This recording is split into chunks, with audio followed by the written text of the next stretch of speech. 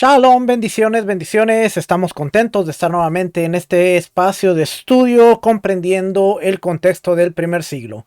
Estamos viendo la parábola del rico y Lázaro. Empezamos a ver la semana pasada unos puntos interesantes que nos van a ayudar a comprender mucho mejor esta parábola y el mensaje que esconde las palabras de Yeshua. Hoy vamos a seguir definiendo algunos de los conceptos.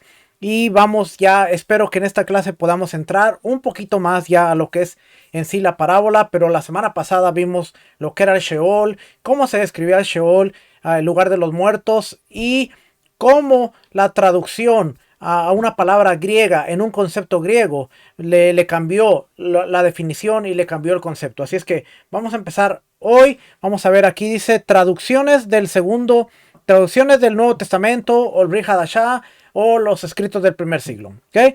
Dice, en el siglo III, antes de la era común, el rey griego de Egipto encargó a 72 eruditos judíos la traducción de la Torá al griego. Esto es lo que se conoce como la Septuaginta. El trabajo final se llamó Septuaginta, que viene de los 70, en honor a aproximadamente 70 eruditos que tradujeron el Tanakh o el Antiguo Testamento al griego. Al traducir estos versículos del Tanakh sobre el Sheol o el Seol, los eruditos judíos optaron por utilizar la palabra Hades, que es esta palabra griega aquí, Hades. Ahora, vamos a ver qué nos habla la definición de Hades. Aquí vamos a ver las notas que puse por aquí y nos dice Hades, diccionario teológico ilustrado. Vamos a abrirlo. Dice, Hades, este vocablo griego que sale en la Septuaginta y en el Nuevo Testamento interlineal griego-español, es el sinónimo del hebreo Sheol, el lugar de las almas de los difuntos. El vocablo no dice de suyo si es lugar de castigo o de premio. Por ejemplo, 1 Samuel 28:19. Donde dice, además el Señor entregará a Israel contigo en manos de los filisteos, por tanto mañana tú y tus hijos estaréis conmigo. Ciertamente el Señor entregará el ejército de Israel en manos de los filisteos. También está en Hechos 2:27, pues tú no abandonarás mi alma en el Hades. Este lo vimos la semana pasada. Sin embargo, en Mateo 11:23, y tú, Capernaún, ¿acaso serás elevada hasta los cielos? Hasta el Hades descenderás. Porque si los milagros que se hicieron en ti se hubieran hecho en Sodoma, esto hubiera permanecido hasta hoy. Lucas 10:15. Y tú, Capernaún, ¿acaso serás elevada hasta los cielos? Hasta el Hades serás hundida. Aquí ya en Mateo y en Lucas aparece como un lugar de tormento. En Lucas 16:23, que es nuestra parábola, dice, en el Hades alzó sus ojos estando en tormento y vio a Abraham a lo lejos y a Lázaro en su seno. Es claramente el lugar donde van los malvados. Aquí ya en la parábola ya claramente lo vemos que es el lugar donde van los malvados. De su poder infernal la iglesia será atacada, pero no vencida. Mateo 16:18. Y yo también te digo que tú eres Pedro, y sobre esta roca edificaré mi iglesia, y las puertas del Hades no prevalecerán contra ella. Ve que aquí nuevamente está la palabra Hades. Y finalmente en Apocalipsis capítulo 20, versículo 13 al 14, se nos dice que la muerte, los sepulcros y el Hades, que es el lugar de las almas de los difuntos, entregarán a los muertos que había en ellos. Aquí lo vamos a ver. Dice, el mar entregó los muertos que estaban en él. La muerte y el Hades entregaron a los muertos que estaban en ellos y fueron juzgados cada uno según sus obras. Y la muerte y el Hades fueron arrojados al lago de fuego. Esta es la muerte segunda, el lago de fuego. Fueron juzgados cada uno según sus obras, y la muerte y el Hades fueron lanzados al lago de fuego. Esta es la muerte segunda.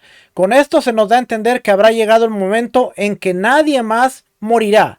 Los impíos pasarán en cuerpo y alma al infierno, para continuar perpetuamente en una existencia desgraciada, la cual no puede ser llamada vida. Por supuesto, esto es lo que la Biblia llama la muerte segunda, y la definitiva separación de Dios.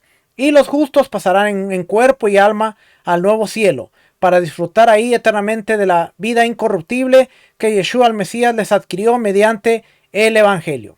¿Okay? Eso es lo que dice el diccionario. Después, por aquí tenemos otra notita. Esta Esa fue la que leí.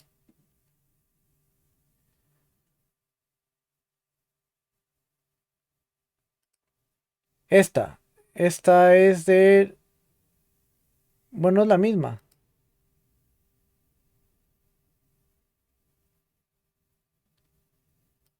Pero este es de otro...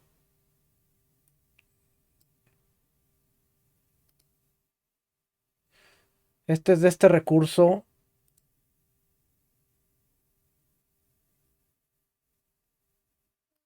Pero no me lo abrió.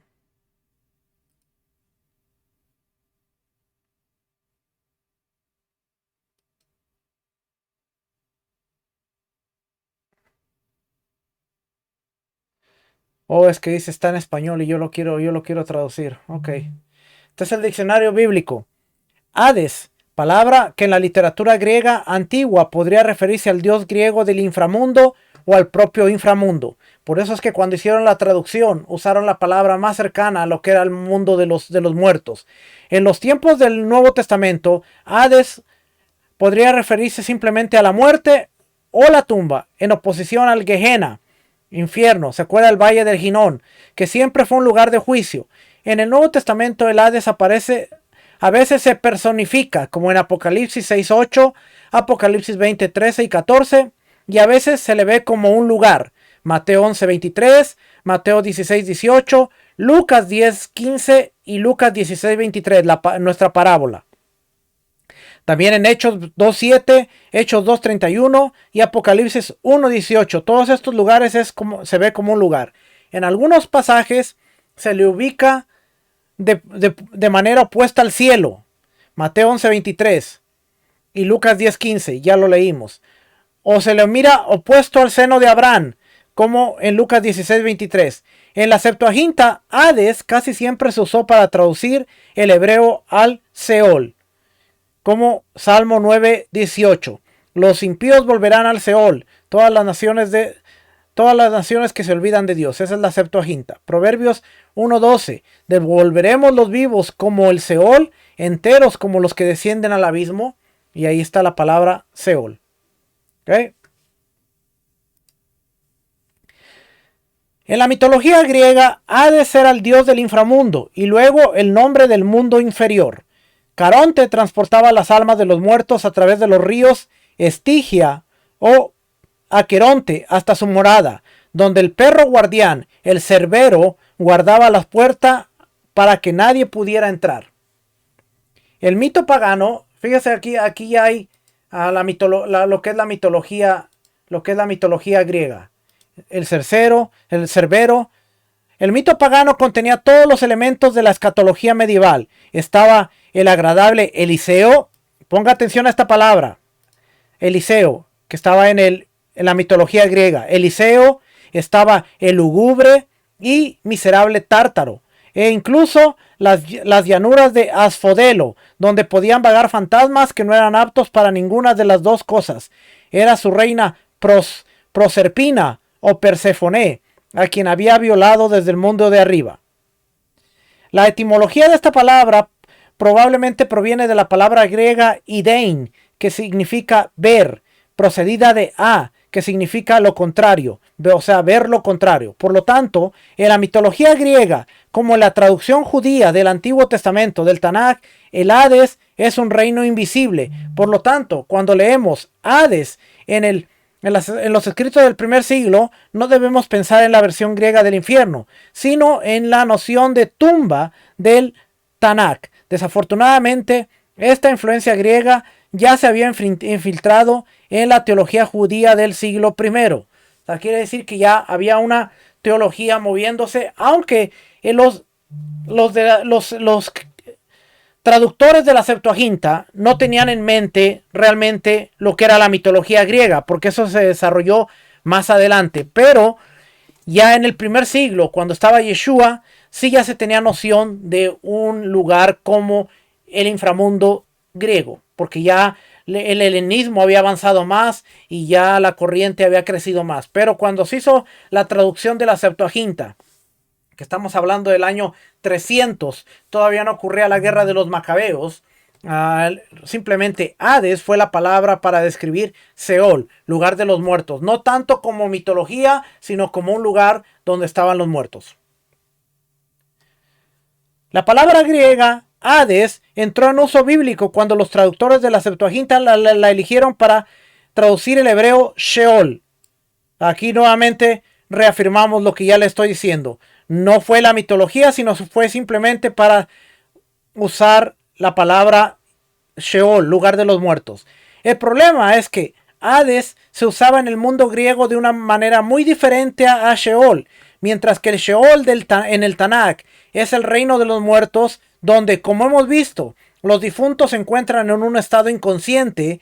El Hades en la mitología griega es el inframundo, donde las almas conscientes de los muertos están divididas en dos reinos principales. Uno, un lugar de tormento, y el otro de bienaventuranza. Y aquí usted ya puede entonces ver que en el primer siglo la mitología griega tenía lugar de el infierno, donde había un lugar de tormento y en el otro había un lugar de la bienaventuranza. Ahora, cuando usted lee la parábola, usted se va a encontrar que el rico está en el lugar de tormento y Lázaro está en el seno de Abraham, donde es bienaventurado. Una fotografía o un panorama más cercano a lo que era la mitología griega que a lo que era el lugar de los muertos. Pero ya estamos hablando del primer siglo con Yeshua, con la corriente helenística corriendo en su máximo esplendor.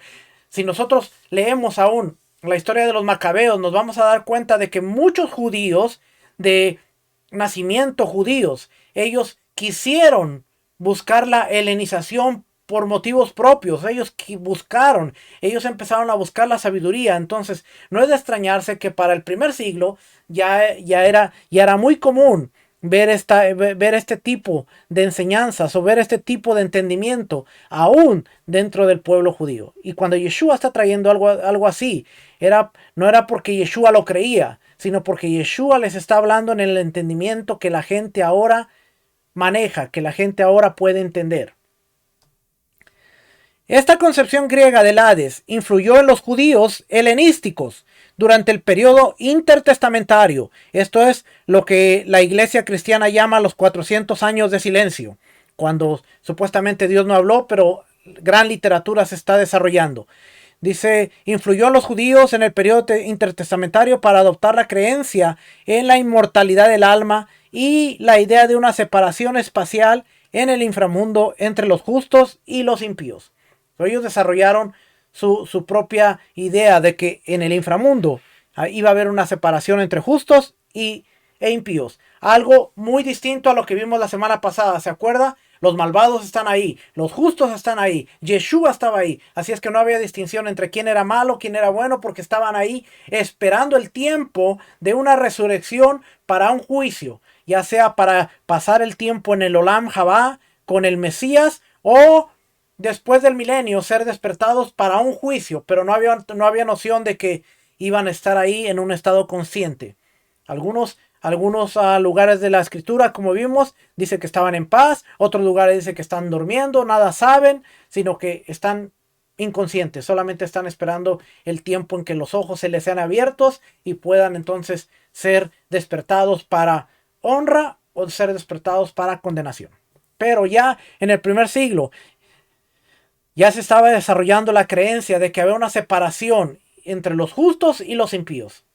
Y lógico, ya cuando vemos lo que era el seno de Abraham, entonces ahí están los justos y del otro lado del seno de Abraham están los que fueron malos. Las almas de los justos iban inmediatamente después de la muerte a la felicidad celestial, para esperar ahí la resurrección, mientras que las almas de los impíos iban a un lugar de tormento en el Hades. La aceptación popular de este escenario se refleja en la parábola del rico y Lázaro.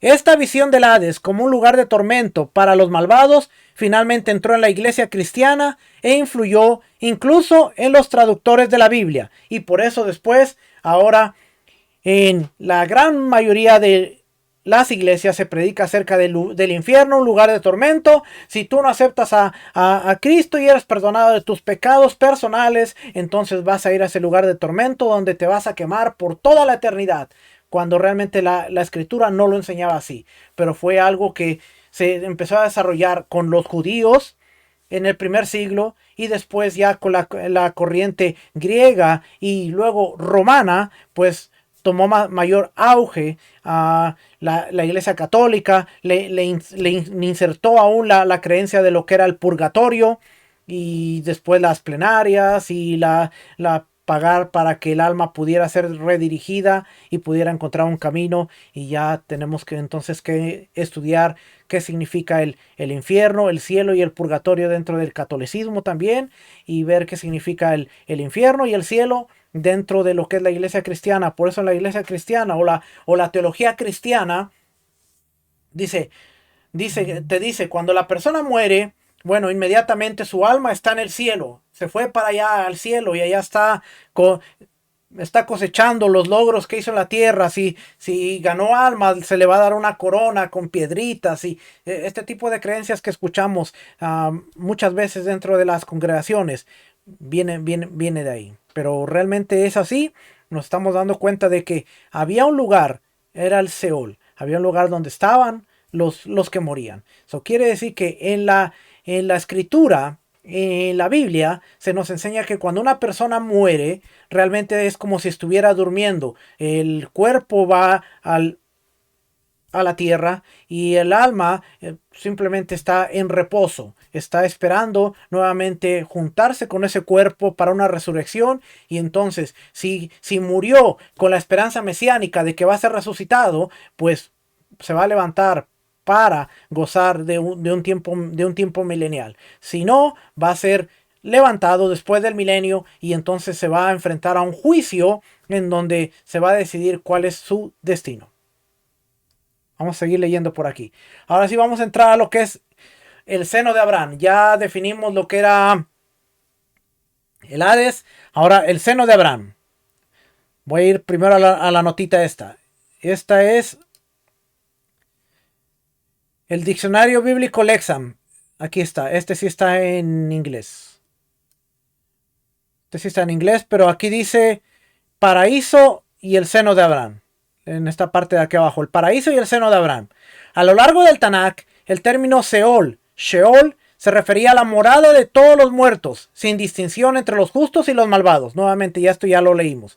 En tiempos las cartas del primer siglo, el Brit Hadashah, el Nuevo Testamento, se había desarrollado un nivel de distinción, de modo que los justos podían esperar descansar en el seno de Abraham, tal como lo encontramos en Lucas 16:22, que nos dice: y sucedió que murió el pobre y fue llevado por los ángeles al seno de Abraham. Y murió también el rico y fue sepultado. Y en el Hades alzó sus ojos, estando en tormentos, y vio a Abraham a lo lejos y a Lázaro en su seno. Y morar en el paraíso, dice, y morar en el paraíso, podían descansar y morar en el paraíso. Lucas 23:43. Entonces, cuando Yeshua le dice al ladrón, entonces él le dijo: en verdad te digo, hoy estarás conmigo en el paraíso. Este paraíso es el seno de Abraham. ¿Ok?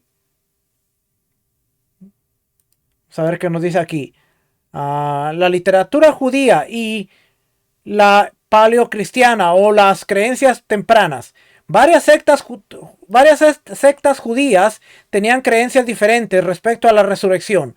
Por ejemplo, los saduceos, que solo aceptaban los libros de Moisés, no creían en la resurrección. Sin embargo, los fariseos, la comunidad que compuso los rollos del Mar Muerto, y probablemente la mayoría de la gente común, creían en una futura resurrección de entre los muertos.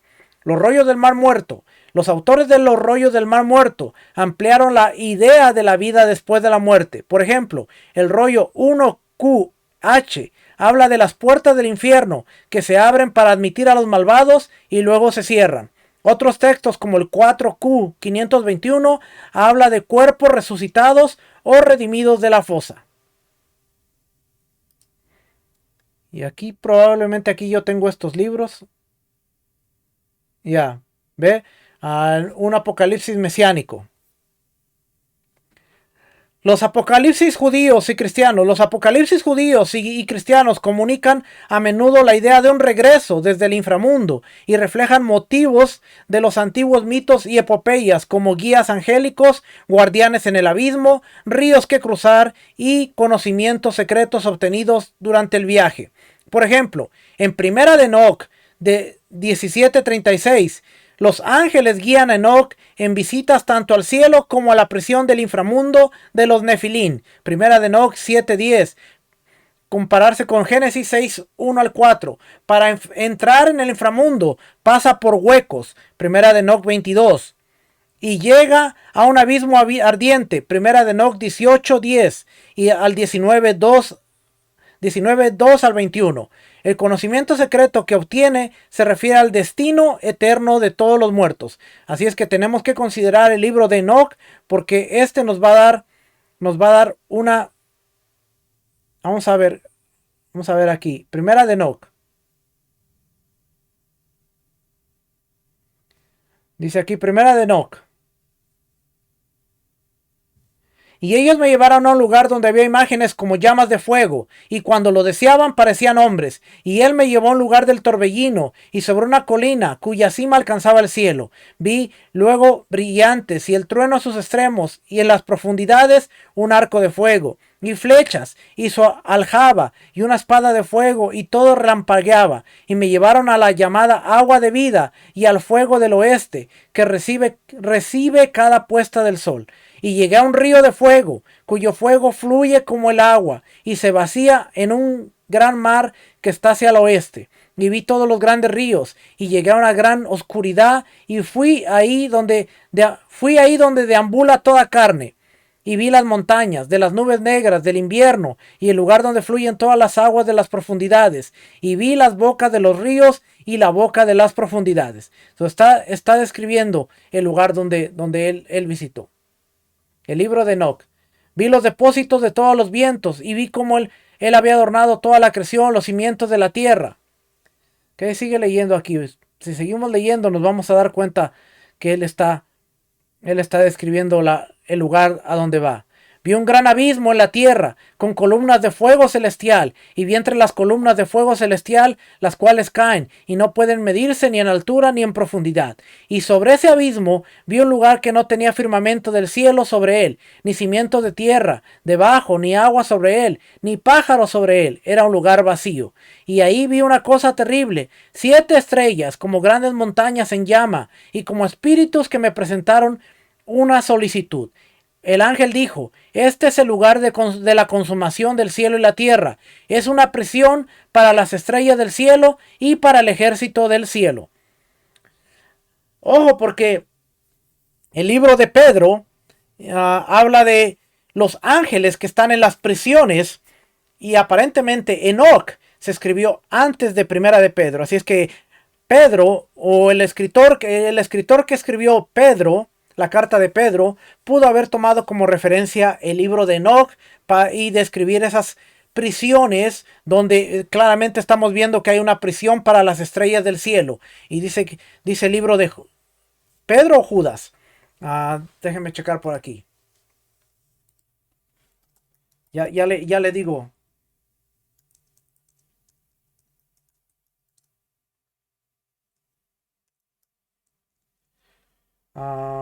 Los...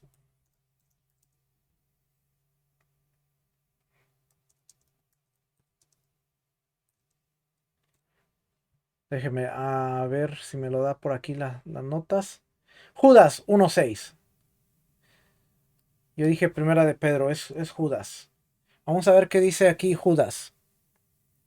Tengo la Biblia católica. Vamos a leer la Biblia católica. Lo mismo que acabamos de leer en Enoc. No, vamos a ver. Interesante que dice epístolas católicas aquí en la Biblia. Judas 1:6. Dice aquí, quiero recordarles a ustedes que ya han aprendido todo esto de una vez para siempre, que el Señor, habiendo librado al pueblo de la tierra de Egipto, destruyó después a los que no creyeron. Y además, que a los ángeles que no mantuvieron su dignidad, sino que abandonaron su propia morada, los tiene guardados con ligaduras eternas bajo tinieblas para el juicio del gran día. ¿Ve? Los ángeles, dice aquí, los tiene guardados con ligaduras. Y el libro de Enoch, aquí donde estábamos leyendo, es que no lo estoy pasando por aquí, el libro de Enoch dice: el ángel dijo, este es el lugar de la consumación del cielo y la tierra. Es una prisión para las estrellas del cielo y para el ejército del cielo. Nuevamente, aquí en Judas 1.6 dice: y además los ángeles que no mantuvieron su dignidad los tiene guardados con ligaduras eternas bajo tinieblas para el día del gran juicio. Otra versión dice: los tiene en prisiones eternas. Vamos a seguir leyendo por acá.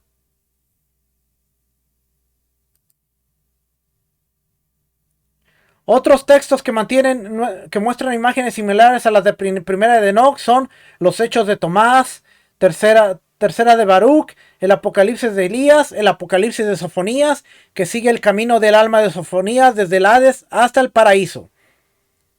El Apocalipsis de Pedro, el Apocalipsis de Pablo, en el que Pablo debe cruzar una barrera fluvial entre la tierra de los vivos y el inframundo. Las tradiciones cristianas posteriores, como el infierno de Dante, esto es importante porque de aquí es donde sale la enseñanza del infierno en la teología cristiana, embellecieron aún más el concepto del descenso o recorrido por el inframundo. El desgarramiento del infierno apareció como por primera vez en fórmulas del siglo IV. Ya estamos hablando después del Concilio de Nicea, la Iglesia Católica. Y con el tiempo se incorporó a los credos de los apóstoles Atanasio y Niceno el concepto de que Yeshua descendió al Hades. Entre su crucifixión y su resurrección se basa en referencias neotestamentarias a la resurrección de los muertos, no solo de la muerte. Mateo 17:9 dice: y mientras descendían del monte, Yeshua les ordenó diciendo: no contéis a nadie la visión hasta que el Hijo del Hombre haya resucitado de entre los muertos. Pero él iba a ir al Seol. Lucas 24:5: y estando ellas aterrorizadas, inclinados sus rostros a tierra, ellos le dijeron: ¿por qué buscáis entre los muertos al que vive? Hechos 4:10: y sabéis todos vosotros y todo el pueblo de Israel que en el nombre de Yeshua el Mesías, el Nazareno, a quien vosotros crucificasteis y a quien Dios resucitó de entre los muertos, por él, este hombre se halla aquí sano delante de vosotros. Romanos 4:24: sino también por nosotros, a quien será contada, como los que creen en aquel que levantó de los muertos a Yeshua nuestro Señor. Y 1 Corintios 15:20: mas ahora el Mesías ha resucitado de entre los muertos, primicia de los que durmieron. La Biblia nos dice que Él bajó al lugar de los muertos, no nos dice que bajó al infierno. La idea también se refleja en textos de los primeros cristianos, como el Pastor de Hermas y los escritos de Justino Mártir e Ireneo, que describen el descenso de Yeshua en términos de misión salvadora. Ahora usted entiende por qué dentro del sistema de creencia tradicional se enseña aún que Yeshua bajó a predicarle a las almas la salvación, cuando eso fue algo tardío. Eso no fue algo que ocurrió o fue algo que la escritura nos esté diciendo que fue así. Fíjese lo que dice aquí. Este concepto siguió desarrollándose a lo largo de la historia de la iglesia. Por ejemplo, escritores medievales como Abelardo hablaron del poder de Yeshua invadiendo el infierno, y Aquino describiendo la misión de Yeshua de ocuparse de santos y pecadores en el purgatorio y el limbo. Lutero describió el descenso de Yeshua en dos términos: como identificación vicaria con el pecador, y dos, como vencedor del infierno. Calvino hizo especial hincapié en el sufrimiento vicario de nuestros tormentos. Sin embargo, Bucero y Besser veían este descenso como una mera metáfora de sepulcro. Él estaba más ecuánime en cuanto era. Y ahí se terminó todo eso. Vamos a regresar. Entonces ahora ya entendimos un poquito lo que era el seno de Abraham y cómo se miraba. Los judíos de la época de Yeshua creían ampliamente que los justos muertos partirían al lugar de Abraham. John Lightfoot relata una historia del periodo intertestamentario, esto es, los macabeos. Había una mujer, madre de 7 mártires. Así lo encontramos también en Segunda de Macabeos 7. Déjenme buscar a alguien, algo por aquí.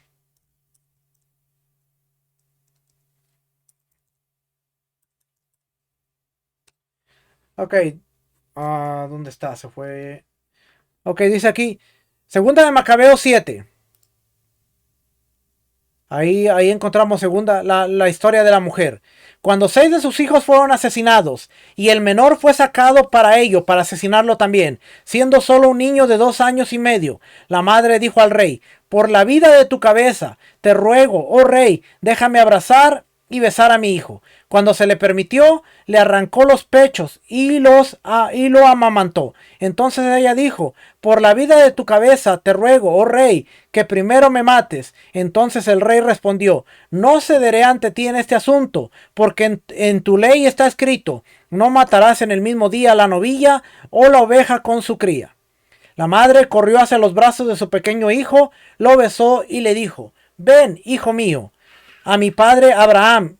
Ve, hijo mío, a mi padre Abraham y dile: así dice mi madre, no te jactes diciendo: construí un altar y ofrecí a mi hijo Isaac. Así que, ¿creían los judíos de la época de Yeshua que los justos muertos vivían con Dios, o creían que estaban en la tumba? Algunos han argumentado que el seno de Abraham es sinónimo de limbus patrum, o el limbo de los patriarcas. Este es el lugar donde Abraham y los demás justos del Tanakh descansaron hasta que Yeshua vendría a resucitarlos. Pedro, en Hechos 2:29, dice: hermanos, del patriarca David os puedo decir confiadamente que murió y fue sepultado, y su sepulcro está entre nosotros hasta el día de hoy. Porque David no ascendió a los cielos, pero él mismo dice: dijo el Señor a mi Señor, siéntate hasta mi diestra. Ahí nos está hablando de que ellos creían. Explica que cuando David murió, fue sepultado y su tumba está aquí con nosotros. David no ascendió al cielo, como mucha gente piensa. Pedro está diciendo muy bien que la tumba de David, o el lugar donde están los huesos de David, está aquí. David está esperando resurrección. No está creyendo en que él está en el cielo, se fue, como si se cree hoy en día. Él dice: podemos decir del patriarca David que su tumba todavía está aquí. ¿Qué creían ellos entonces? Es razonable suponer que un hombre conforme al corazón de Dios debería estar donde debería estar Abraham al morir, que es el Seol, el lugar de los muertos. Afortunadamente para nuestra investigación contamos con escritos judíos que iluminan la parábola del hombre rico y Lázaro. Especialmente revelador es el discurso a los griegos sobre el Hades, escrito por Josefo, el famoso historiador judío que vivió durante la época del Nuevo Testamento. Él murió alrededor del año 100 de la era común. Y dice: ver Josefo, el discurso a los griegos sobre el Hades, en Josefo Complete Works. Aquí lo vamos a ver. Aquí lo tengo. Vamos a ver este discurso. Este es el libro de Josefo, las obras completas de Josefo. Es un libro que tiene varios libros, usted ve aquí en el índice, pero vamos a ver esta parte. Un extracto del discurso de Josefo a los griegos sobre el Hades. En cuanto al Hades, donde están detenidas las almas de los justos y de los injustos, vea Josefo lo que habla. Dice que en el Hades, o el Seol, Josefo, un judío del primer siglo, él entendía que este no era el lugar de la mitología griega, sino era el lugar simplemente el Seol, donde están las almas de los justos y de los injustos. Es necesario hablar de él. El Hades es un lugar del mundo no regularmente terminado, una región subterránea, donde la luz de este mundo no brilla, de cuyas circunstancias que en esta región la luz no brilla. No puede ser sino que debe haber en ella perpetua oscuridad. Esta región está asignada como un lugar de custodia para las almas, en el que se nombran ángeles como guardianes de ellas, que les distribuyen castigos temporales acordes con el comportamiento y los modales de cada uno. En esta región hay cierto lugar apartado, como un lago de fuego inextinguible. Aquí ya vemos una separación. Dice, si hay un lugar donde hay un lago de fuego que no se extingue, al que suponemos que nadie ha sido arrojado hasta ahora, pero nadie está ahí. Pero está preparado para un día determinado por Dios, que es el día del juicio de Apocalipsis. En él que una sentencia justa se dictará merecidamente sobre todos los hombres, cuando los injustos y los que han sido desobedientes a Dios y han dado honor a los ídolos, que han visto las vanas operaciones de las manos de los hombres, como a Dios mismo, serán condenados a este castigo eterno por haber sido la causa de la contaminación, mientras que los justos obtendrán un reino incorruptible y que nunca se desvanecerá. En estos efectos están ahora confinados en el Hades, pero no en el mismo lugar donde están confinados los injustos. Dice, hay dos lugares, donde están los justos y los injustos. Este es Josefo, el primer siglo. Porque hay un descenso a esta región, a cuya puerta creemos que está un arcángel con una hueste, por cuya puerta, cuando pasan los que son conducidos hacia abajo por los ángeles, designados sobre las almas, no van por el mismo camino, sino que los justos son guiados a la derecha, y son conducidos con himnos, cantados por los ángeles, designados sobre ese lugar, a una región de luz, en la que los justos han morado desde el principio del mundo, no constreñidos por la necesidad, sino gozando siempre de la perspectiva de las cosas buenas que ven y regocijándose en la expectación de aquellos nuevos goces que serán peculiares a cada uno de ellos, y estimando aquellas cosas más allá de lo que no tenemos aquí, con quienes no hay lugar de trabajo, ni calor ardiente, ni frío punzante, ni hay ahí zarzas, sino que el semblante de los padres y de los justos que ven siempre les sonríen, mientras esperan ese descanso y nueva vida eterna en el cielo. ¿Qué ha de suceder a esta región? A este lugar lo llamamos el seno de Abraham. Pero en cuanto a los injustos, son arrastrados a la fuerza hacia la izquierda por los ángeles asignados para el castigo, no yendo ya con buena voluntad, sino como prisioneros empujados por la violencia, a los cuales son enviados los ángeles designados sobre ellos para reprocharles y amenazarles con sus terribles miradas y para empujarlos todavía hacia abajo. Ahora bien, esos ángeles que están puestos sobre estas almas las arrastran a la vecindad del mismo infierno, quienes, cuando están duramente cerca de él, oyen continuamente el ruido del mismo y no se apartan del mismo vapor caliente, pero cuando tienen una visión más cercana de ese espectáculo, como de una terrible y grandísima perspectiva de fuego, son golpeados con una temerosa expectativa de un juicio futuro y en efecto castigados por ello. Y no solo esto, sino que donde ven el lugar o coro de los padres y de los justos, también por esto son castigados, porque un caos profundo y grande está fijado entre ellos,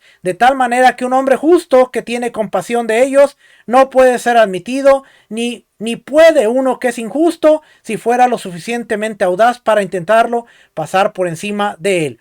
Esto es el diálogo de Josefo, para que usted vea que lo que pensaba un hombre judío del primer siglo. Este era el discurso a los griegos concerniente al infierno.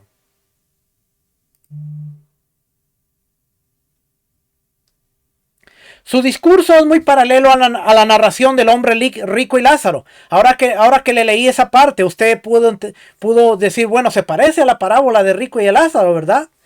En él, Josefo explica que el Hades es una región subterránea donde la luz de este mundo no brilla.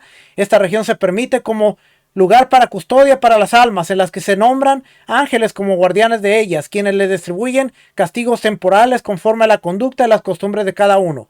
Josefo señala, sin embargo, que el Hades está dividido en dos regiones. Una es la región de la luz, donde los ángeles llevan las almas de los justos muertos al lugar que llamamos el seno de Abraham.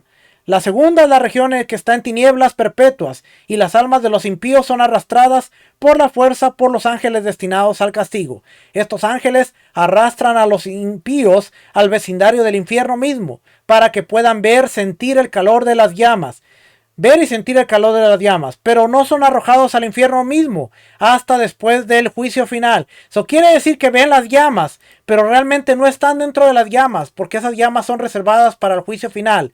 Un caos profundo o un abismo profundo y grande se establece entre ellos, de modo que un hombre justo que tiene compasión de ellos no puede ser admitido.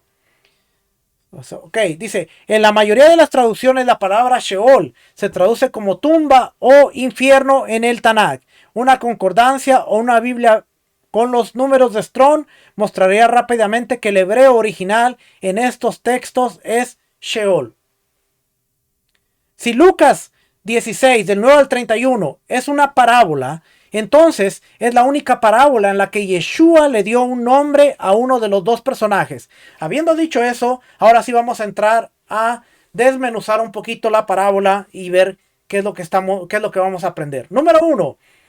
Después de leer el discurso de Josefo a los griegos, ahora usted se da cuenta de que, espérame, el discurso que está hablando Josefo es como el relato que está hablando Yeshua, un lugar donde están los justos, los injustos separados por un abismo. Abraham dice, yo no puedo pasar de aquí a allá, no puedo mandar a Lázaro, hay un gran abismo entre nosotros, nadie puede pasar. El rico está en tormento. Y dice, manda a Lázaro, que está viendo a Lázaro regocijándose en el seno de Abraham. Entonces ahora usted ve el paralelismo, ve la similitud. Y tenemos que entonces entender, bueno, si esto era muy similar para Josefo en el primer siglo, y Yeshua está hablando de una parábola que refleja lo que Josefo está hablando a los griegos, entonces debe haber algo más allá.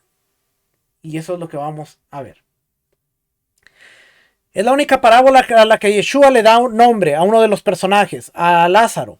Los comentaristas a menudo argumentan que el personaje de Lázaro era bien conocido por la audiencia de Yeshua y era más probable que recibieran esta historia como un relato literal de lo que le sucedió a Lázaro en el más allá. Acuérdese, había un hombre que se llamaba Lázaro, amigo de Yeshua.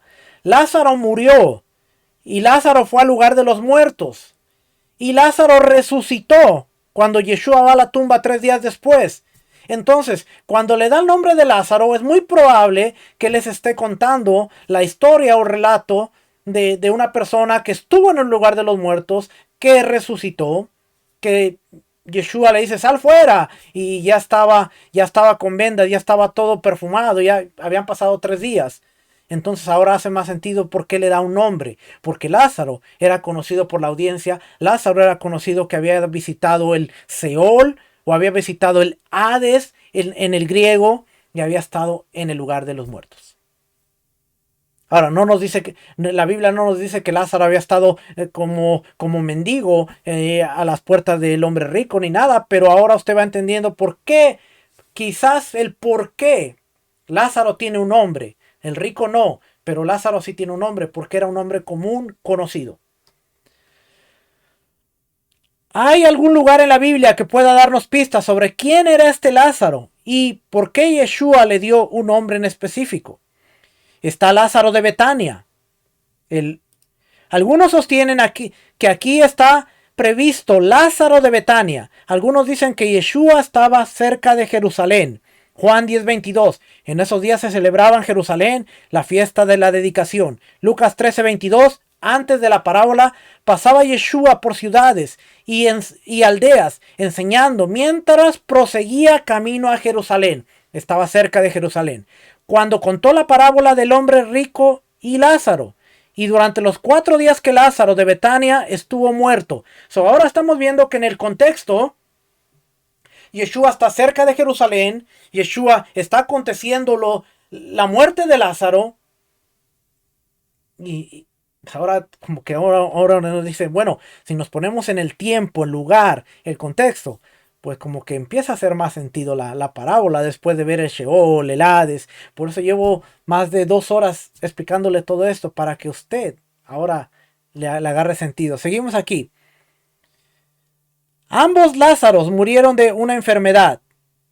El Lázaro de la parábola y el Lázaro amigo de Yeshua. Y la resurrección de cualquiera de ellos no pudo persuadir a los líderes judíos de la verdad acerca de la resurrección de Yeshua. Si bien esto es posible, hay otro personaje que aparece mucho más convincente. Está Eliseo de Damasco, Eliezer de Damasco. Y se acuerda que yo le dije hace arribita que le pusiera cuidado al nombre de Eliseo o Eliezer. Bueno, probablemente Yeshua habló esta parábola no en griego, sino en la lengua oral común de los judíos. En hebreo, Lázaro se traduce como Eliezer y literalmente significa Dios ha ayudado. So, Lázaro es el hebreo Eliezer. Génesis 15:12 nos dice, Abraham dijo, oh Señor Dios, ¿qué me darás? Puesto que estoy sin hijos y el heredero de mi casa es Eliezer de Damasco. Génesis 15:12 nos dice que el mayordomo principal de Abraham era un gentil llamado Eliezer.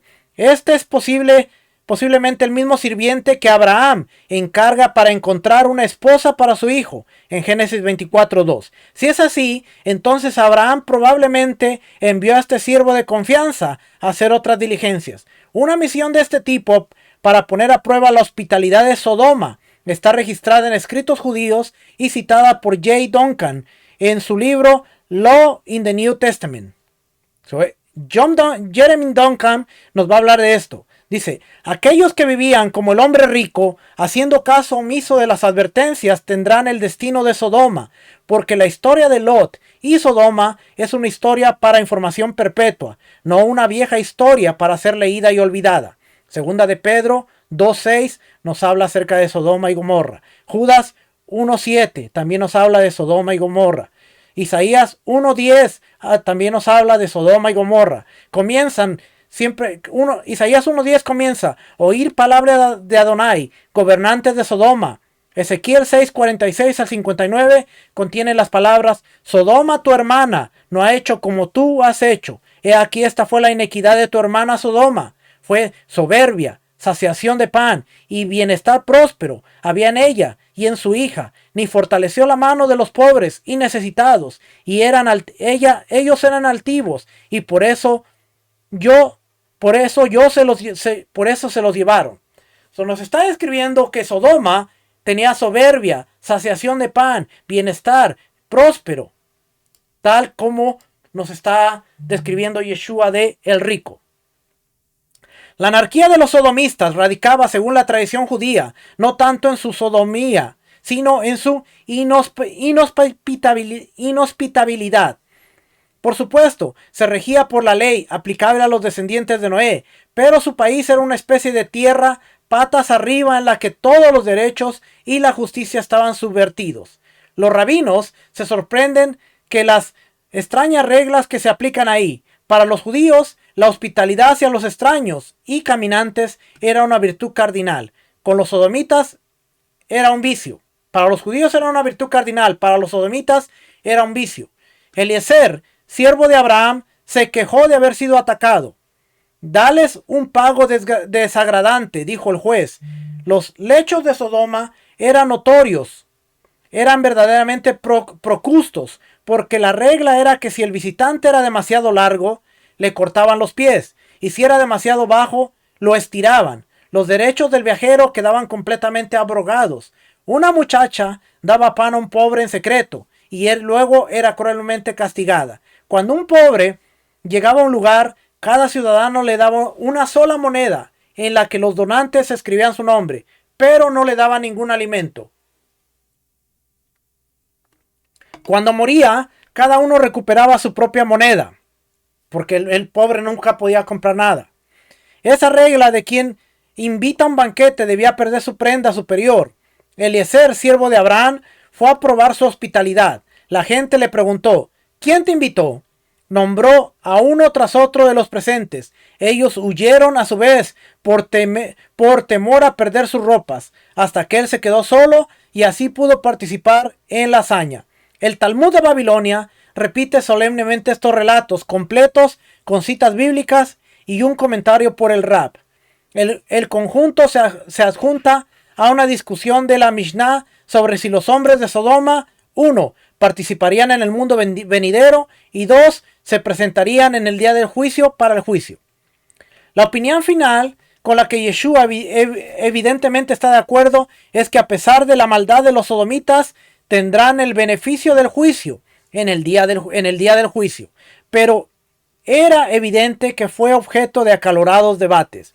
Este es el trasfondo de nuestra historia del hombre rico y Lázaro. Este es uno de los trasfondos. Eliezer, el siervo de Abraham, con la inhospitabilidad de Sodoma y Gomorra. Eliezer y Abraham ponen a prueba la hospitalidad de Sodoma y Gomorra y las ciudades circundantes en el Tanakh. Su destrucción se cita como ejemplo de quienes sufren el castigo del fuego eterno, de acuerdo a Judas 1.7 y 2 de Pedro 2.6.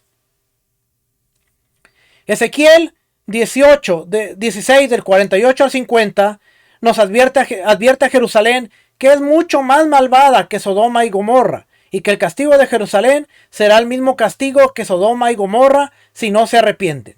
En Mateo 11 del 20 al 24, Yeshua habla lo mismo y dice: entonces comenzó a increpar en las ciudades en las que había hecho la mayoría de sus milagros, porque no se habían arrepentido. Ay de ti, Corazín, ay de ti, Besaida, porque si los milagros que se hicieron en vosotras se hubieran hecho en Tiro y en Sidón, hace tiempo que se hubieran arrepentido en silicio y ceniza. Por esto os digo que en el día del juicio será más tolerable el juicio para Tiro y Sidón que para vosotras. Dice el 24. Sin embargo, dice: ¿y tú, Capernaún, acaso serás elevada hasta el cielo? ¿Hasta el Hades descenderás? Porque si los milagros que se hicieron en ti se hubieran hecho en Sodoma, esto hubiera permanecido hasta hoy. Sin embargo, os digo que en el día del juicio será más tolerable el castigo para la tierra de Sodoma que para ti. Habrá un castigo, habrá un juicio para Sodoma. Yeshua advierte a Betsaida, Corazín y Cafarnaún que el día del juicio será más tolerable para Sodoma que para ellos. Sodoma y Gomorra son una especie de infierno. Fue un ejemplo literal en el Tanakh que espera un cumplimiento profético en el día del juicio. Curiosamente, Sodoma está situada en una llanura bien irrigada y estaba situada en una llanura bien irrigada y se parecía al paraíso del Edén. Génesis 13:10 nos dice que era una llanura bien regada por todas partes. Abraham vivía no muy lejos de este lugar. La quema de Sodoma y Eliezer en el seno de Abraham probablemente sea el escenario de nuestra parábola. ¿Será posible que en esta parábola Yeshua use las mismas imágenes de Sodoma y Gomorra para decirnos que seamos hospitalarios con los pobres que nos traen, como lo hace Mateo 25 del 31 al 46? Dice aquí: pero cuando el Hijo del Hombre venga en su gloria y todos los ángeles con él, entonces se sentará en el trono de su gloria. Serán reunidas delante de él todas las naciones y separará a unos de otros como el pastor separa las ovejas de los cabritos. Y pondrá las ovejas a su derecha y los cabritos a su izquierda. Entonces el rey dirá a los de su derecha: venid, benditos de mi Padre, heredar el reino preparado para vosotros desde la fundación del mundo. Porque tuve hambre, oiga bien, porque tuve hambre y me diste de comer. Tuve sed y me diste de beber. Fui forastero y me recibiste. Estaba desnudo y me vestisteis. Enfermo y me visitasteis. En la cárcel y vinisteis a mí.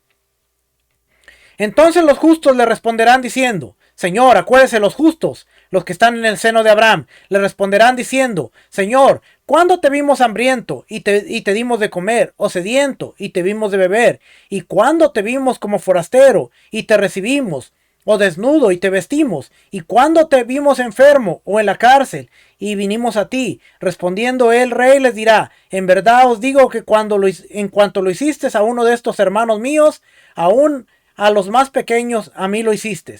Entonces dirá también a los de la izquierda: apartaos de mí, malditos, al fuego eterno. Acuérdese, el fuego está reservado para el día del juicio, que ha sido preparado para el diablo y sus ángeles.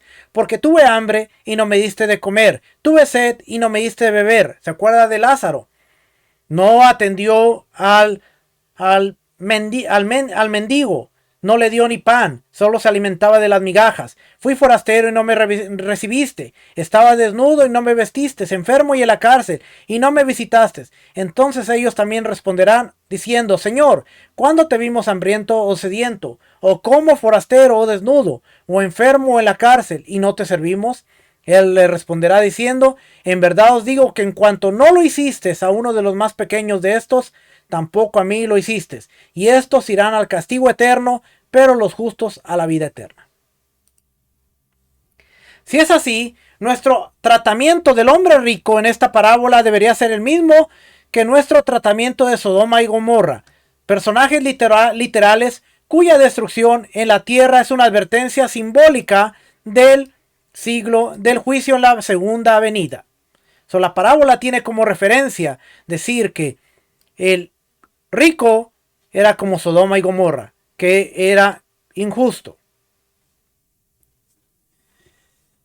Vamos a ver otro punto. El hombre rico y Lázaro. ¿Quién era el hombre rico?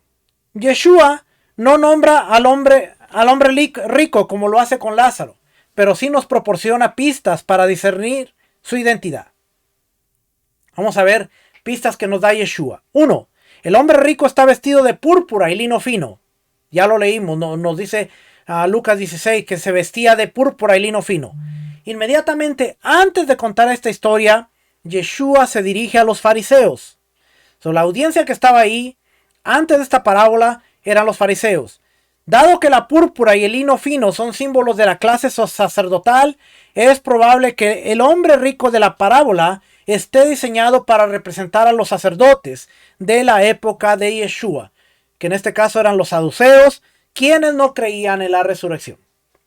Se nos dice que en el Tanakh, que las vestiduras del sumo sacerdote estaban hechas de púrpura y lino fino. Aquí tiene unos elementos que está usando Yeshua que están en el Tanakh para el sumo sacerdote. El propósito del lino fino era gloria y hermosura. Éxodo 28, 39 al 41. En este lino fino estaban bordados púrpura, escarlata y azul. Éxodo 39, versículo 29 y versículo 30. El escarlata era una representación de la remisión de los pecados por la sangre de Yeshua. Isaías 1:18, Josué 2:18, Éxodo 12:7, Mateo 26:28. El azul era un símbolo de lealtad a los mandamientos de Dios. Números 15 del 38 al 40, el Tejelet, el púrpura era difícil de fabricar y por lo tanto solo lo podía conseguir la realeza. Jueces 8:26, Esther 8:15 y Marcos 15 del 17 al 18.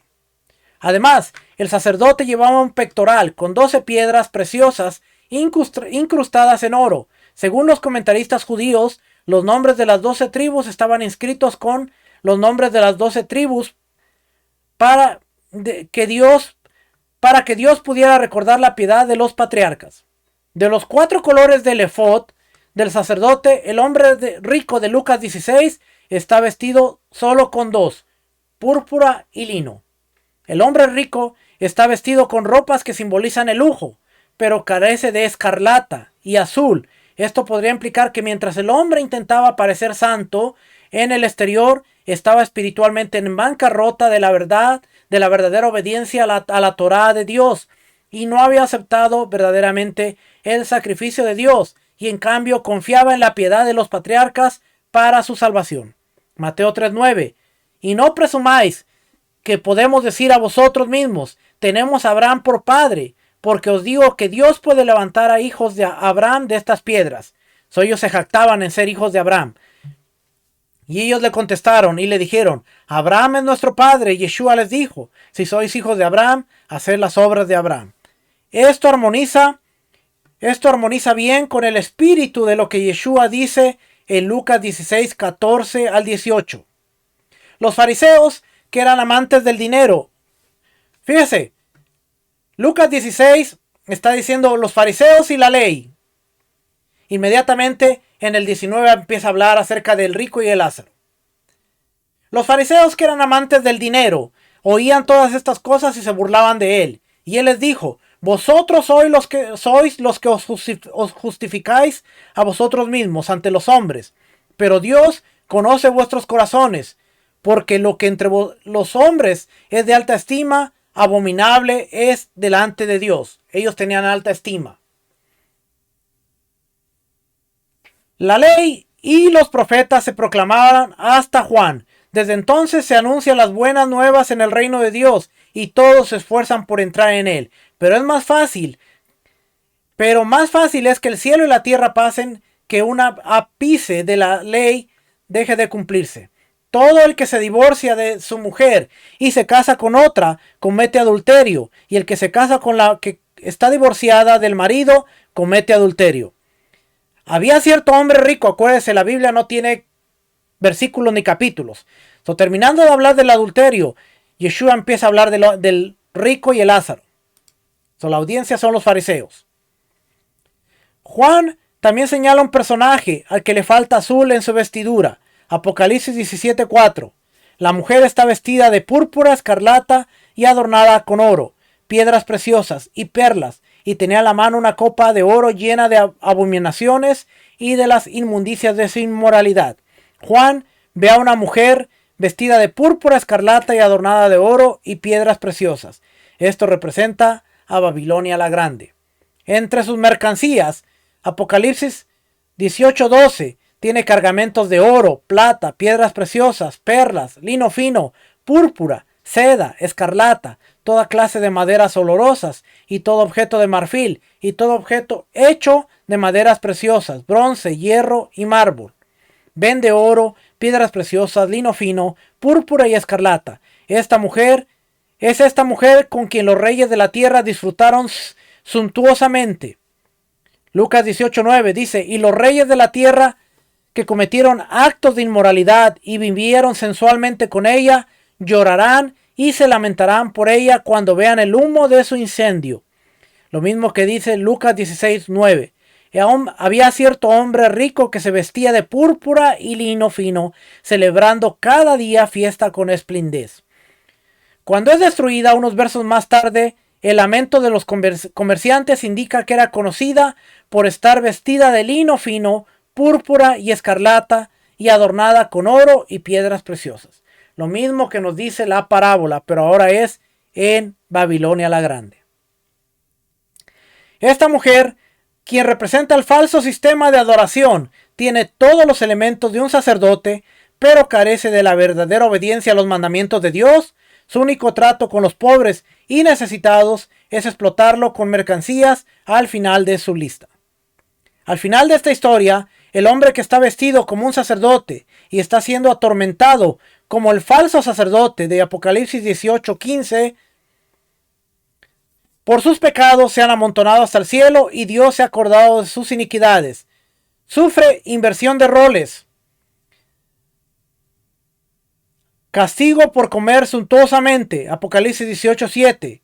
Cuanto ella se glorificó a sí misma y vivió sensualmente, así denle tormento y duelo, porque dice en su corazón: yo estoy sentada como reina, no soy viuda y nunca veré duelo. Y es atormentado con fuego. Por eso, un solo día vendrán sus plagas, muerte, duelo y hambre, y será quemada con fuego, porque el Señor Dios que la juzga es poderoso. Fíjate, vemos sinónimos en el libro de Apocalipsis con el vestido de lino fino y púrpura. El hombre rico le gritaba a Abraham: tengo 5 hermanos.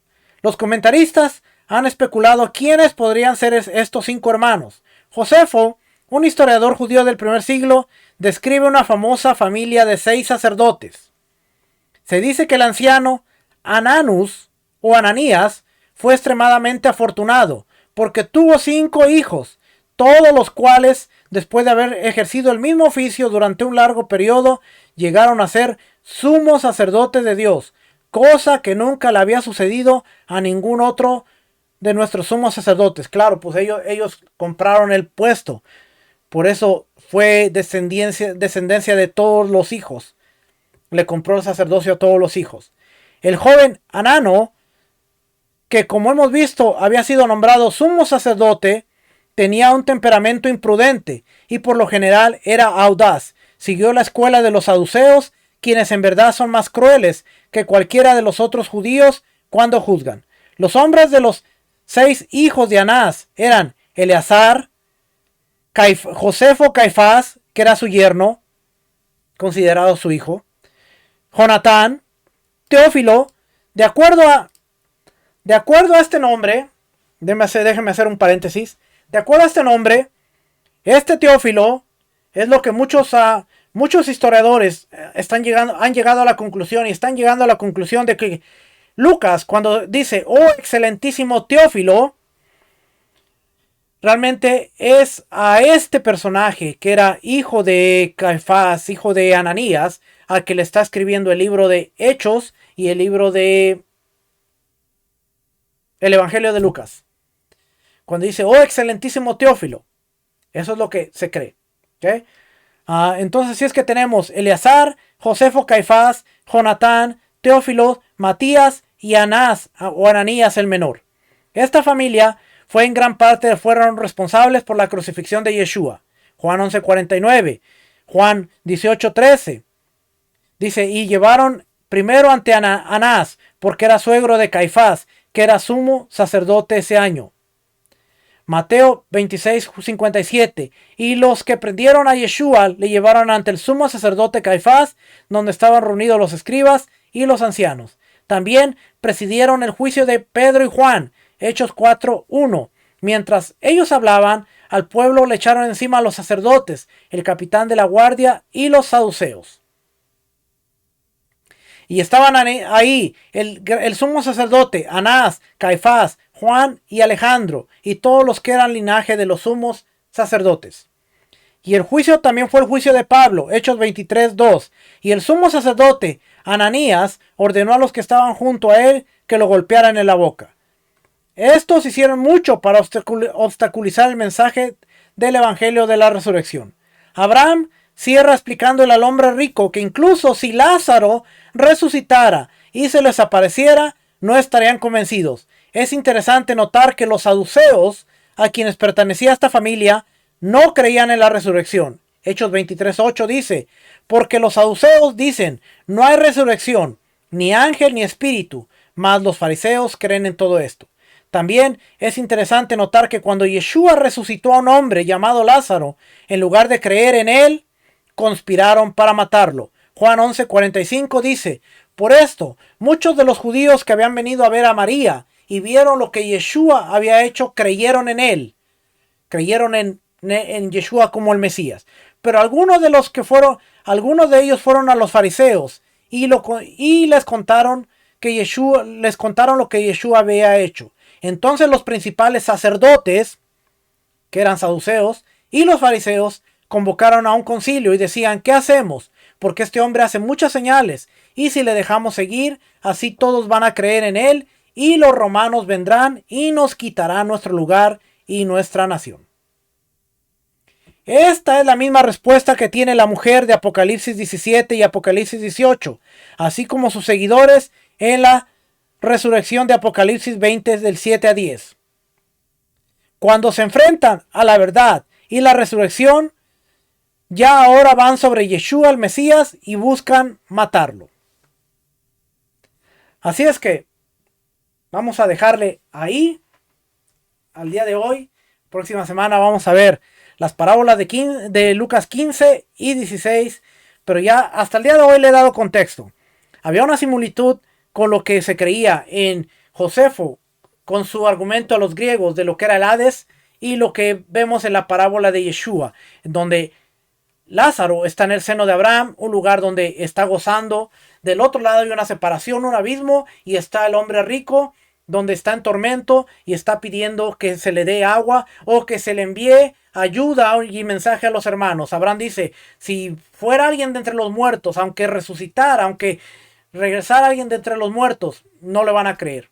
Similitudes con la familia sacerdotal de Caifás, de Ananías, Caifás y todos ellos, que eran 6 en total, dándole el mensaje de que si hubiera uno que resucitara de entre los muertos, como lo fue Lázaro, aún así querían matar a Yeshua.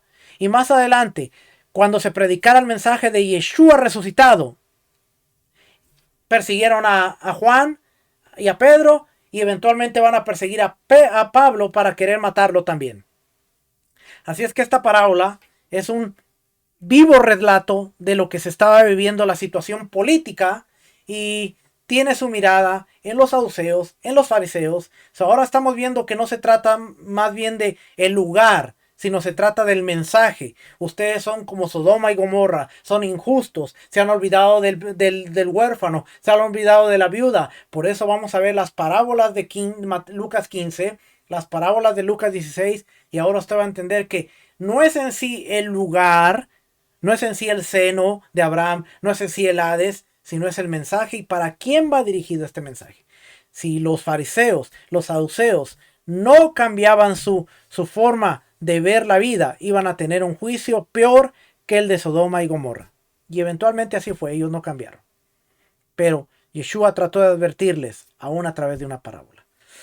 La próxima semana regresamos para terminar esta parábola. Yo la próxima semana la termino y espero que esté siendo de bendición. Espero que hasta el día de hoy, ahora usted pueda entender un poquito mejor lo que es esta parábola. Que el Eterno les bendiga, el Eterno les guarde. Nos vemos la próxima semana para seguir aprendiendo juntos. Shalom, bendiciones, shalom.